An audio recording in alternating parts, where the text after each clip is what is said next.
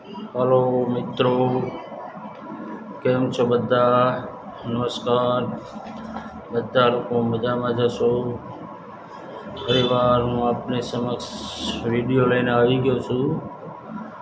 તો મિત્રો, વિડીયો મારો ધ્યાનપૂર્વક નિહાળજો અને આ વિડીયોને શેર કરજો, લાઈક કરજો અને મારી ચેનલ હિતેન્દ્ર કામલિયાને સબસ્ક્રાઈબ કરજો. મિત્રો, આજે હું જે વિડીયો લઈ આવું છું એ વિડીયા બહેનો માટે છે, ગુજરાતની મહિલાઓ માટે છે અને નવી યોજના મતલબ નવો જ વિડીયો લઈને આપની સમક્ષ હાજર થયો છું.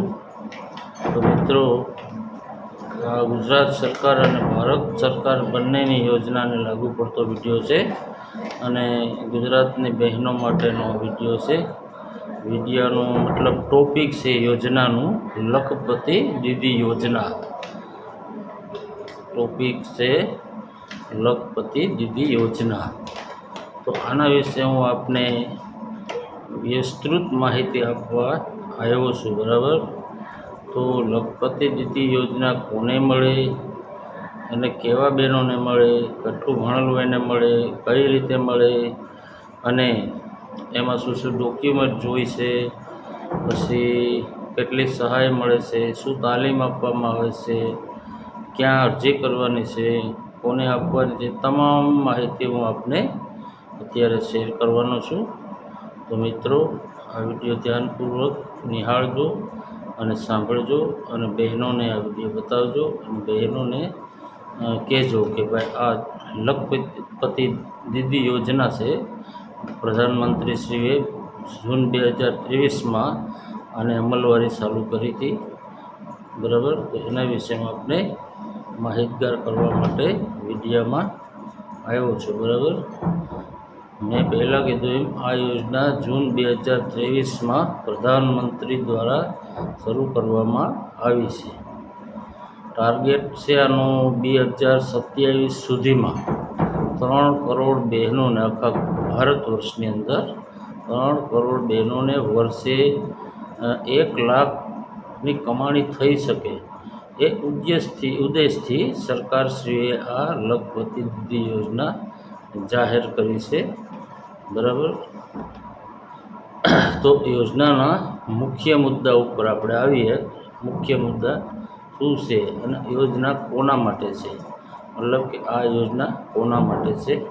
તો યોજના છે NRLM કુબેર સ્વસહાય જૂથ, એટલે કે NRLM કુબેર સ્વસહાય જૂથ HHGની બહેનો માટે છે. મતલબ કે સ્વસહાય જૂથ હોય અને HHGની બહેનો હોય, મહિલાઓ હોય, એમના માટે આ લખપતિ દીદી યોજના સરકારશ્રીએ 23 જૂન 2023માં બહાર પાડી છે.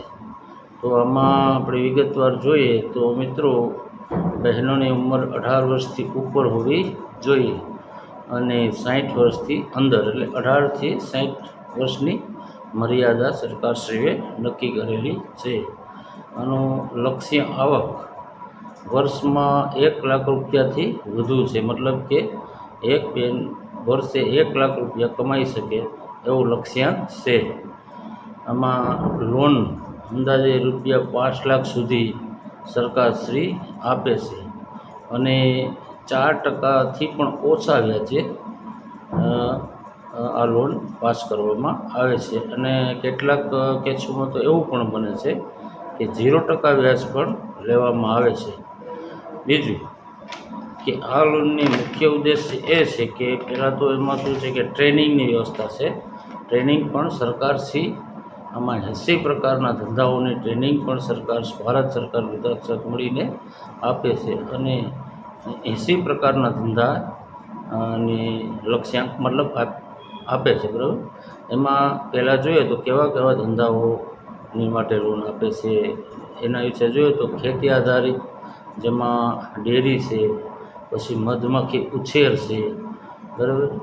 પછી અથાણા બનાવવાનું છે, અથાણા ટૂંકમાં બનાવી શકતી હોય બહેનો એના માટેનું છે. પછી LED બલ્બ બનાવવા માટેનો પછી સેનેટરી પેડ બનાવવા માટે એમ કરીને 80 પ્રકારના ધંધા રોજગાર છે અને એમાં પહેલાં તાલીમ પણ આપે છે, બરાબર. ઉત્પાદનમાં જોઈએ તો મતલબ કે આ તો ખેતી આધારિત ધંધાનું મેં માહિતી આપી. ઉત્પાદન ક્ષેત્રની માહિતી આપું તો ઉત્પાદનમાં અગરબત્તીનો ધંધો કરી શકે, અગરબત્તી વ્યવસાય કરી શકે, મતલબ ઉત્પાદન કરી શકે. પછી મીણબત્તીનું, પછી પાપડ છે, પાપડ ઉદ્યોગ મતલબ કે પાપડ બનાવતા શીખીએ, બરાબર. અને LED બલ્બનું ઉદ્યોગ અને સેનિટરી વિશે.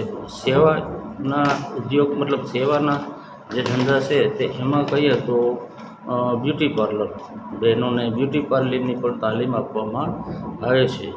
પછી સિલાઈ એટલે કે સિલાઈ મશીનની પણ તાલીમ આપવામાં આવે છે.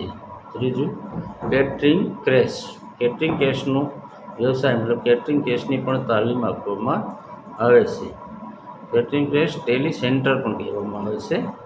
હવે મિત્રો, આમાં બહેનોને લાભ કેવી રીતે મળે તો એના વિશે જોઈએ તો લાભ 3 સ્ટેપમાં આપણે શરૂઆત કરીએ. 3 સ્ટેપની અંદર લાભ મળે. તમને પસંદના કાયમી 5 થી 15 દિવસની ફ્રી ટ્રેનિંગ આપવામાં આવે છે. પહેલાં તો ટ્રેનિંગ તમને ફ્રી સરકારશ્રી તરફથી આપવામાં 5 થી માંડીને 15 દિવસની ફ્રી ટ્રેનિંગ આપવામાં આવે છે. હવે આ સ્ટેપ નંબર 2 ઉપર જાય તો બેંક દ્વારા HHGને લોન 5 લાખથી માંડીને 10 લાખ રૂપિયા સુધીની લોન ધિરાણ પણ આપવામાં આવે છે, બરાબર. હવે સ્ટેપ 2માં બેંક દ્વારા HHGનો લોનમાં 5 થી 10 લાખ રૂપિયા સુધીની લોન પણ આપવામાં આવે છે. અને એકદમ ફ્રી જ લોન આપવામાં આવે છે. વ્યાજમાં બિલકુલ એકદમ 0%, 4%થી 0% જેવું વ્યાજ દર છે. ને આમાં સબસિડી પણ મળે છે, બરાબર. તો ગુજરાતની બહેનો જે સ્વયં જૂથ ચલાવતી હોય અને જૂથ મંડળીઓ હોય તો એવી બહેનોને આમાં ખરેખર ભાગ લેવો જોઈએ અને આ યોજનાનો અમલવારી થાય અને આ યોજનાનો લાભ વધારેમાં વધારે બહેનોને મળે, બરાબર. એના માટે થઈને આ વિડીયો બનાવી રહ્યો. સ્ટેપ નંબર 3માં જાય તો માર્કેટ લીકેજ, બરાબર. તમારો માલ વેચવા માટે સરકારી મેળાઓ હોય, દાખલા તરીકે ક્યાંય ગરીબ કલ્યાણ મેળાઓ થતા હોય, સરકારી પ્રોગ્રામ થતા હોય, ત્યાં તમારું માલનું માર્કેટિંગ પણ તમે કરી શકો અને ત્યાં તમે માલ પણ વેચી શકો. હવે GBM પોર્ટલ ઓનલાઈન પ્લેટફોર્મ પર મદદ મળી જશે. મતલબ એમની જે પોર્ટલાઈન છે, મતલબ કે ક્યાં તમારે અરજી કરવી તે ઓનલાઈન થઈ શકશે અને ઓફલાઈન પણ થઈ શકે છે. ઓફલાઈનમાં જોઈએ તો તાલુકા વિકાસ અધિકારી શ્રીની કચેરીએ જવાનું, ત્યાંથી પણ આ ફોર્મ મળે છે અને ત્યાંથી આખું ફોર્મ સબમિટ કરી દેવાનું. મતલબ કે અરજી વ્યવસ્થિત ભરી દેવાની. જે તે ડોક્યુમેન્ટ કીધા હોય તે ડોક્યુમેન્ટ બધા સાથે રાખવાના અને એ બધા હારે લઈ લેવાના અને ફોર્મ ભરી દેવાના, બરાબર. આ રીતનું છે. તો બહેનોને ખાસ લખપતિ દીદી યોજનાની મેં માહિતી આપી. લખપતિ દીદી યોજના ભારતના તમામ બહેનોને લાગુ પડે છે. તો આ યોજનાનો લાભ બહેનોએ ખરેખર લેવો જોઈએ અને માહિતગાર ન હોય તો માહિતી પણ લેવી જોઈએ. તાલુકા કક્ષાએ તમે જાઓ તો તાલુકા કક્ષાએથી આમના ફોર્મ મળે જ છે. પછી બીજા કે બાળ અને મહિલા વિભાગ જે છે એમાં તમે જાઓ, ત્યાં તમે પૂછપરછ કરશો તો ત્યાંથી પણ તમને તમામ માહિતી મળી જશે અને ફોર્મ પણ ત્યાંથી મળી જશે. તો બહેનો માટેનો વિડીયો આજે મેં શૂટ કર્યો છે.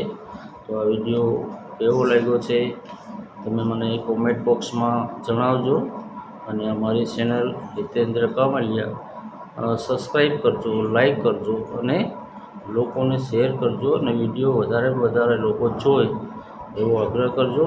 અને આ લખપતિ દીદી યોજનાનો વિડીયો તમામ બહેનોને બતાવજો. અસ્તુ વંદે માતરમ.